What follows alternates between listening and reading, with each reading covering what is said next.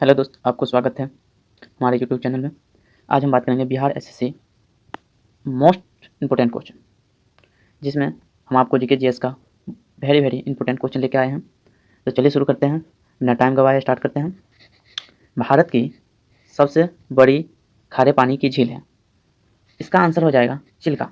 और चिल्का से संबंधित एक बहुत महत्वपूर्ण बातें हैं, जो कि चिल्का लोगनी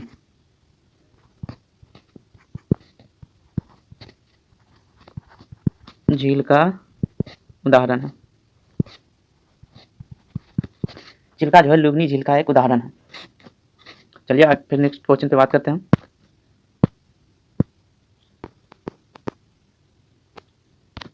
दूसरा क्वेश्चन है, कोरोना रोग पहला केस भारत के किस राज्य में मिला था? आपको दूसरा ऑप्शन क्वेश्चन का आंसर देना है। कोरोना कोविड-19 का जो पहला केस मिला था वो भारत के किस राज्य में मिला था? आपका सही उत्तर हो जाएगा केरल। यह कितने ईस्वी में आया था? तो 2020 में आया था। यह डेट समित 27 जनवरी 2020 को आया था। यह कोरोना का पहला केस मिला था। और WHO द्वारा इसे कब माना गया था कि कोविड-19 आ गया है, ये महामारी घोषित कर दिया गया था। वो डेट था 11 मार्च 2020। देखिए, कोविड-19 का पहला केस केरल में मिला था 27 जनवरी 2020 को। WHO द्वारा 11 मार्च 2020 को घोषित कर दिया गया था। चलिए दोस्त, अगले क्वेश्चन पे जाते हैं। आप लोगों को समझ में आ रहे होंगे। यदि कहीं दिक्कत हो तो कमेंट करके आप बता सकते हैं। चलिए तीसरा क्वेश्चन है, जैन धर्म के 23वें तीर्थकर कौन थे? आपको सही आंसर देना। जैन धर्म के 23वें तीर्थकर कौन थे? इसका सही आंसर हो जाएगा पार्श्वनाथ। पार्श्वनाथ हो जाएगा 23वें तीर्थकर, पार्श्वनाथ हो गए। और 24वां तीर्थकर वो कौन था, आपको बताना है कमेंट करके। वैसे हम बतला देते हैं, भगवान महावीर थे।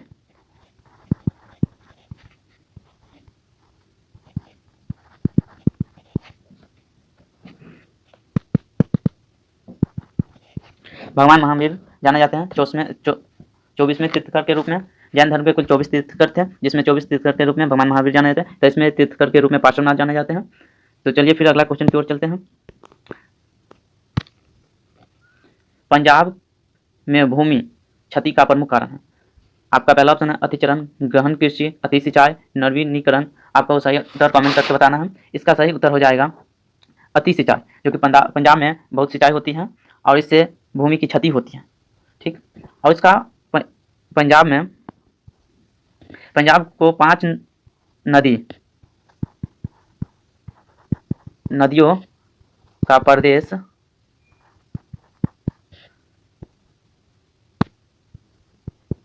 के नाम से जाना जाता है। पंजाब में भूमि क्षति का प्रमुख कारण है अति सिंचाई। पंजाब को 5 नदियों का प्रदेश के नाम से जाना जाता है। और चलिए और इसके बारे में बतलाते हैं। हरित क्रांति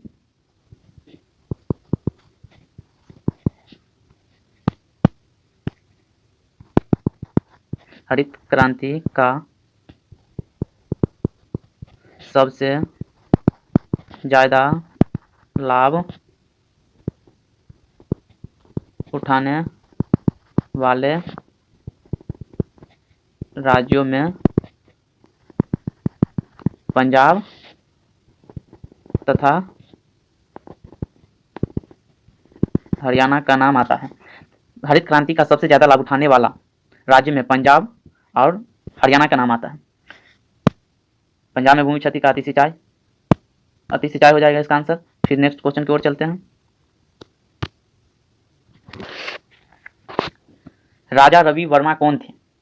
आपको बताना है चित्रकार थे या कवि थे या राजनीतिज्ञ थे या धर्मशास्त्री थे। इसका सही आंसर हो जाएगा चित्रकारी थे। राजा रवि वर्मा कौन थे? तो चित्रकारी थे। चलिए अगले क्वेश्चन की बात और चलते हैं फिर से। लोकसभा में अनुसूचित जाति के लिए स्थान आरक्षित है। यानी लोकसभा में अनुसूचित जाति के लिए स्थान आरक्षित किया जाता है। यानी अनुसूचित जो जाति है उसके लिए सीट कितना रखा गया है लोकसभा में? 86 है या 83 है या 84 है या 85? आपको यदि याद है तो कमेंट करके आप बता सकते हैं। इसका सही आंसर हो जाएगा 84। यानी लोकसभा में जो अनुसूचित जाति के लिए सीट रखा गया है वो 84 रखा गया। आपको कमेंट करके बतलाना है अनुसूचित जनजाति, अनुसूचित जाति के लिए 84, जनजाति के लिए कितना सीट अवेलेबल है। जाति के लिए 84, जनजाति सीट के लिए है कितना, तो 47 सीट रखा गया है। देखिए लोकसभा में अनुसूचित जाति के लिए रखा गया 84, जनजाति के लिए रखा गया है 47। आपको समझने में कहीं दिक्कत हो तो आप कमेंट करके हमें बता सकते हैं। लोकसभा में अनुसूचित जाति, जाति बोले तो 84, जनजाति बोले तो 47। चलिए फिर से नेक्स्ट क्वेश्चन की ओर चलते हैं। भारतीय ध्वज संहिता कब से प्रभावित हुए, यानी भारतीय ध्वज संहिता कब से प्रभावित हुए। 2003 ईस्वी से, 2000 ईस्वी से, 2001 ईस्वी से, 2002 ईस्वी से। आपको बताना है कि इसका सही आंसर क्या होगा। तो इसका सही आंसर हो जाएगा 2002। भारतीय ध्वज संहिता कब से प्रभावित हुई, 2002 से। आपको कुछ इससे बहुत इंपॉर्टेंट चीज बतला देता हूँ। 22 जुलाई 1947, 22 जुलाई 1947 को संविधान सभा द्वारा राष्ट्रीय ध्वज के रूप में तिरंगा को अपनाया गया था। यानी राष्ट्रीय ध्वज के रूप में तिरंगा को कब अपनाया गया था, 22 जुलाई 1947 ईस्वी में। तो चलिए फिर नेक्स्ट क्वेश्चन की ओर चलते हैं। भारत में अंग्रेजी शिक्षा किसने आरंभ की थी, किसने आरंभ की। भारत में जो अंग्रेजी शिक्षा है वो किसने आरंभ की, कर्जन ने, मैकल ने, डलहौजी ने, वेंटिंग ने। आपको सही ऑप्शन बतलाना है। इसका सही आंसर क्या हो जाएगा, तो इसका सही आंसर हो जाएगा मैकल। लॉर्ड मैकल होता है, शॉर्ट्स में मैकल बोल सकते हैं।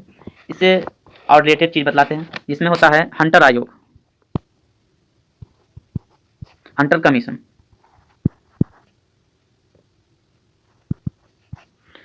हंटर कमीशन 1882 ईस्वी में किसके द्वारा लाया गया था, इसमें लॉर्ड रिपेन के द्वारा। देखिए हंटर कमीशन 1882 ईस्वी में लॉर्ड रिपेन के द्वारा लाया गया था। और आपको बताना है जो rail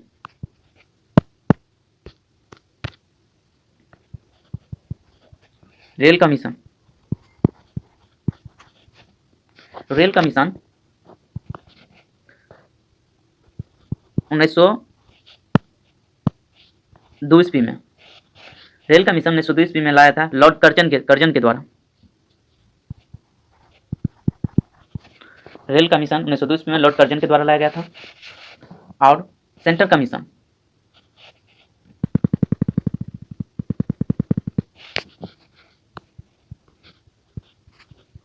central commission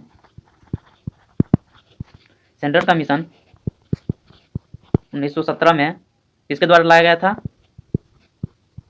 Lord Chelmsford.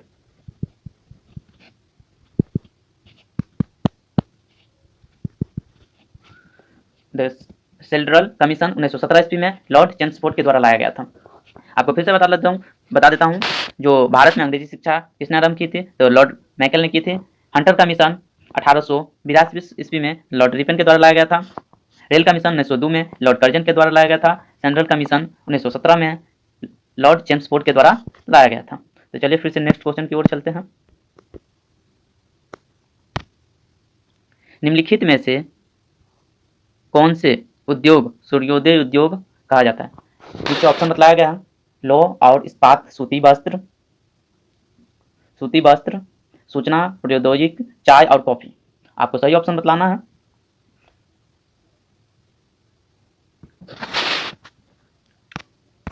चलिए आप लोग आंसर दीजिए। इसका सही आंसर हो जाएगा सूचना प्रौद्योगिक। तो चलिए फिर नेक्स्ट क्वेश्चन की ओर चलते हैं। इसमें कुछ था नहीं ज़्यादा। अब लास्ट क्वेश्चन है, निम्नलिखित में से कौन सा क्षेत्र कोयला भंडार में सबसे अधिक समृद्धि है, यानी सबसे अधिक उत्पादन करता है। ब्रह्मपुत्रा घाटी, दामोदर घाटी, महानदी घाटी, गोदावरी घाटी। आपको सही आंसर कमेंट करके बतलाना है। इसका सही आंसर हो जाएगा दामोदर घाटी। अब इससे कुछ रिलेटेड चीज़ आपको बतला देता हूँ। कोयला के 3 प्रकार के होते हैं, जिसमें पहला है एंथ्रासाइट, दूसरा है बिटुमिनस,